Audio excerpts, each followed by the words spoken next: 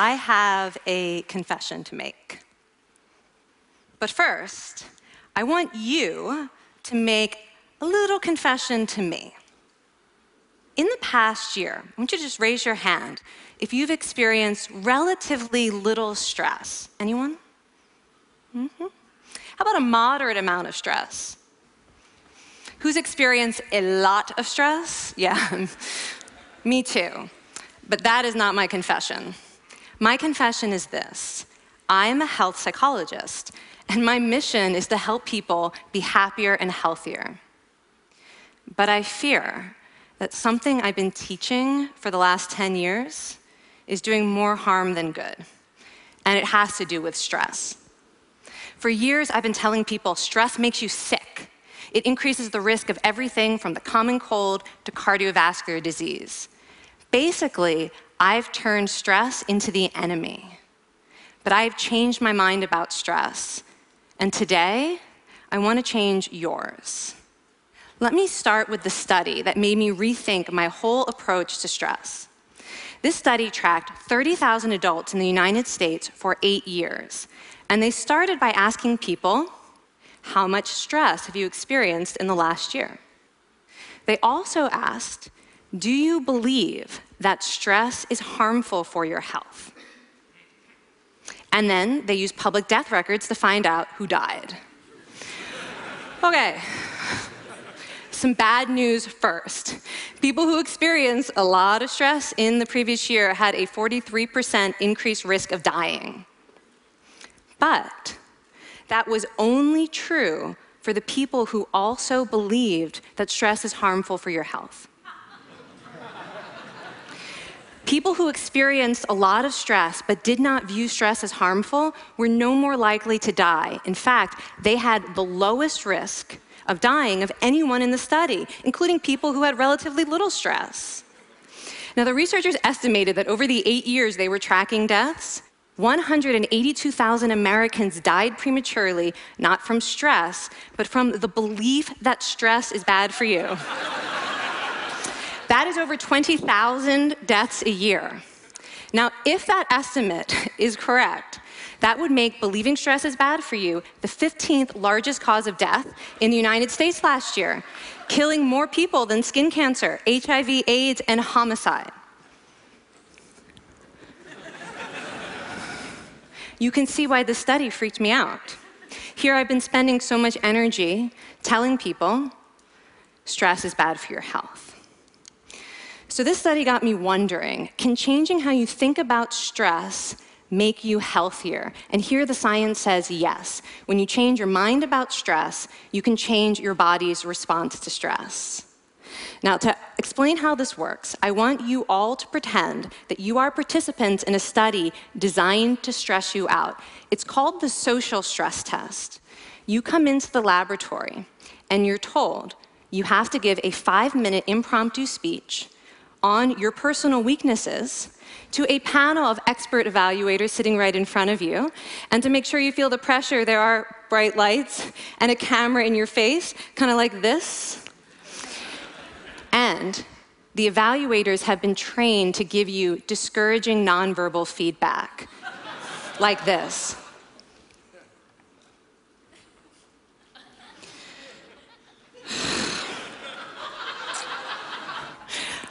Now that you're sufficiently demoralized, time for part 2, a math test. And unbeknownst to you, the experimenter has been trained to harass you during it. Now, we're gonna all do this together. It's gonna be fun, for me. Okay. I want you all to count backwards from 996 in increments of 7. You're gonna do this out loud as fast as you can, starting with 996. Go. Go faster. Faster, please. You're going too slow. Stop, stop, stop, stop. That guy made a mistake. We're gonna have to start all over again. You're not very good at this, are you? Okay, so you get the idea. Now, if you were actually in this study, you'd probably be a little stressed out. Your heart might be pounding, you might be breathing faster, maybe breaking out into a sweat. And normally, we interpret these physical changes as anxiety or signs that we aren't coping very well with the pressure. But what if you viewed them instead as signs that your body was energized, was preparing you to meet this challenge? Now, that is exactly what participants were told in a study conducted at Harvard University. Before they went through the social stress test, they were taught to rethink their stress response as helpful. That pounding heart is preparing you for action. If you're breathing faster, it's no problem. It's getting more oxygen to your brain. And participants who learned to view the stress response as helpful for their performance, well, they were less stressed out, less anxious, more confident. But the most fascinating finding to me was how their physical stress response changed. Now, in a typical stress response, your heart rate goes up and your blood vessels constrict like this. And this is one of the reasons that chronic stress is sometimes associated with cardiovascular disease. It's not really healthy to be in this state all the time. But in the study, when participants viewed their stress response as helpful, their blood vessels stayed relaxed like this. Their heart was still pounding, but this is a much healthier cardiovascular profile. It actually looks a lot like what happens in moments of joy and courage. Over a lifetime of stressful experiences, this one biological change could be the difference between a stress-induced heart attack at age 50 and living well into your 90s. And this is really what the new science of stress reveals, that how you think about stress matters. So my goal as a health psychologist has changed. I no longer want to get rid of your stress. I want to make you better at stress. And we just did a little intervention. If you raised your hand and said you'd had a lot of stress in the last year, we could have saved your life.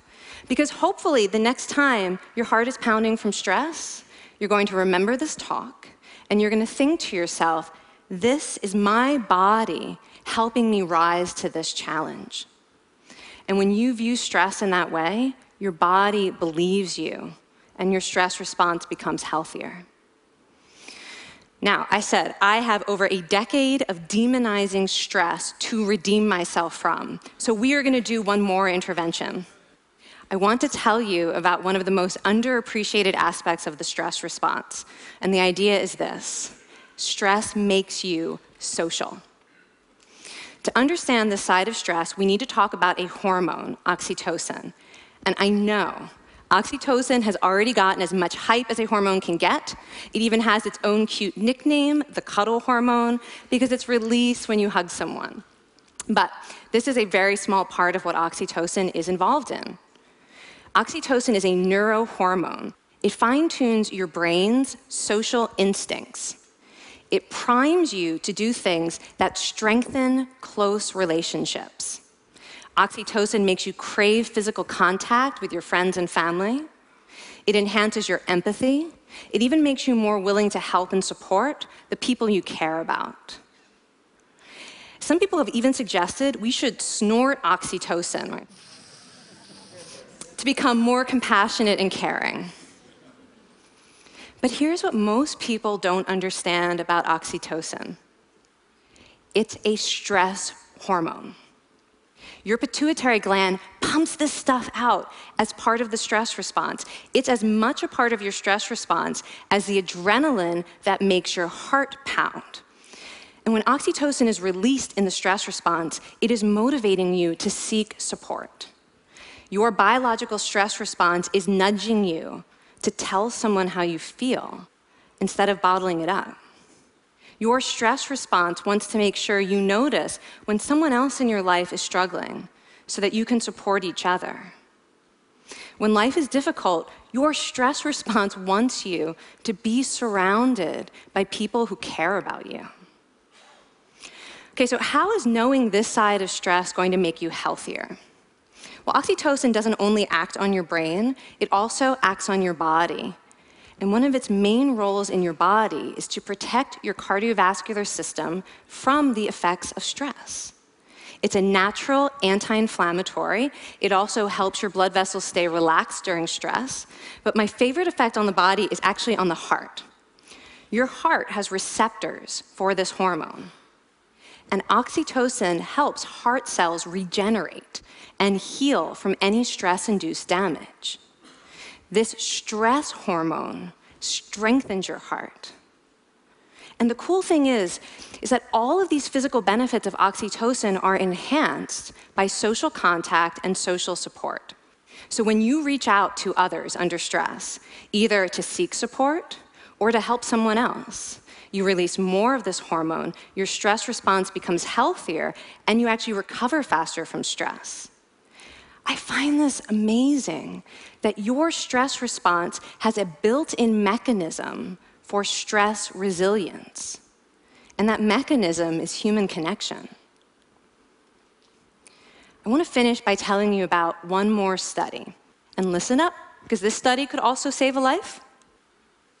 This study tracked about 1,000 adults in the United States, and they ranged in age from 34 to 93. And they started the study by asking, how much stress have you experienced in the last year?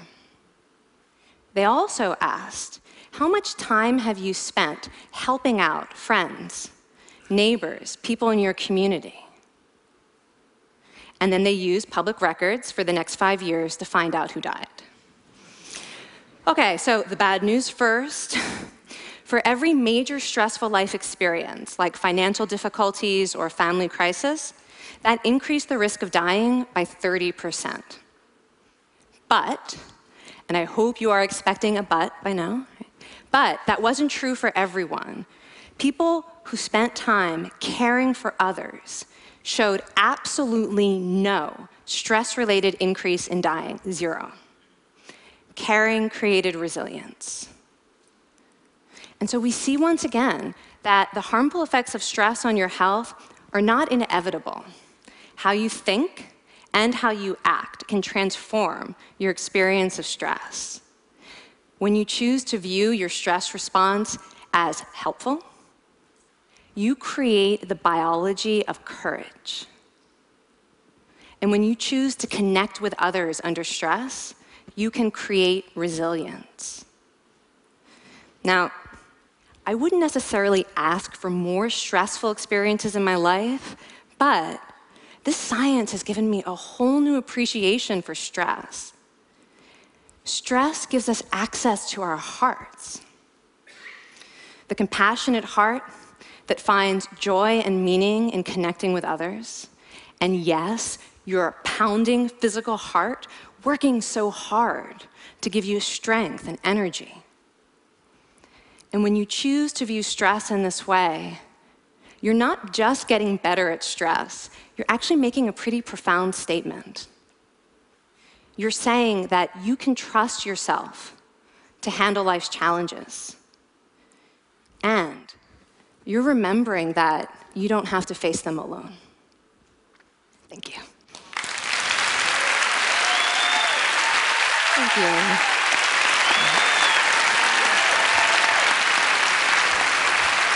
I mean, this is kind of amazing what you're telling us. It seems amazing to me that a belief about stress can make so much difference to someone's life expectancy.